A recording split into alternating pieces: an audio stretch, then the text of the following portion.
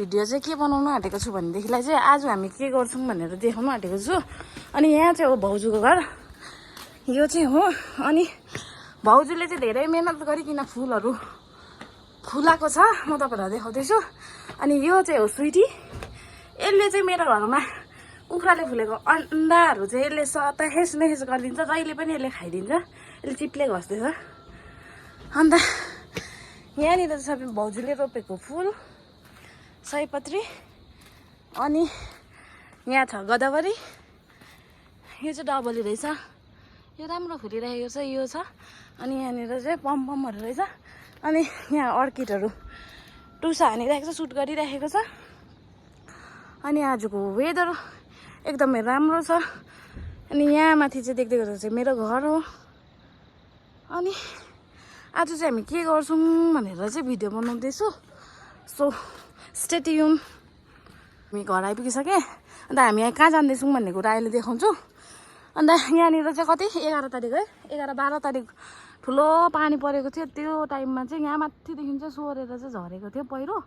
र यहाँनिर अहिले चाहिँ नर्मलै देखिरहेको छ, तर यहाँ माथितिर चाहिँ पुरा पड्केको छ।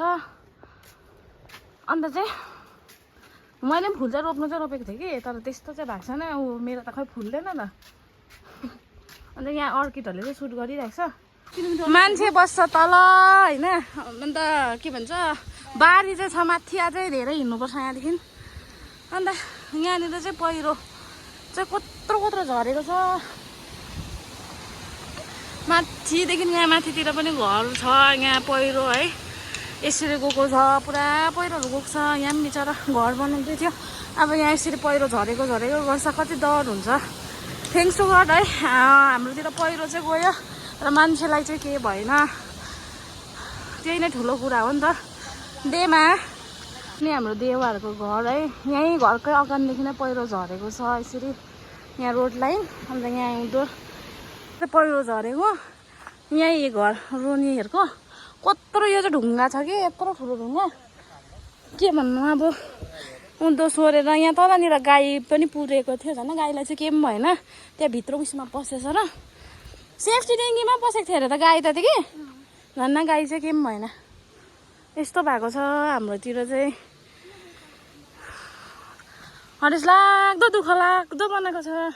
यतानिर रोडै उता मतलब गाडी छिर्दैन, यो बाटो ब्लक भएको छ। पुरानो बोट चाहिँ यसरी निकाल्नुपर्छ। अन्त अहिले नै टिप्दा नै बोट बनाइरहेको छ नि त। ए अलैँची चाहिँ यसरी फलेको थियो त, दामी पहिरोले गएछ भाउजूको। ए पहिरो चाहिँ यस्तो गएछ यहाँदेखिको चाहिँ। म चाहिँ बाढी आएकै थिइनँ होइन, अलैँची टिप्नु भनेर चाहिँ आएको कि, अलैँची त कति लगेछ नि पहिरोले त।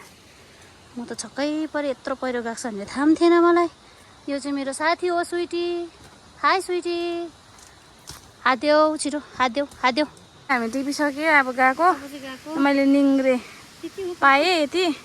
अन्त त्यहाँ देवाले यति मात्र पायो, यति मात्र, एक डोको मात्र आयो। अब चाहिँ हामी घर जाँदैछौँ। भिडियो बनाउनु भनेको थिएँ, फोनमा ब्याट्री पनि छैन। Thank you for watching. Like गरिदिनुहोस् होला।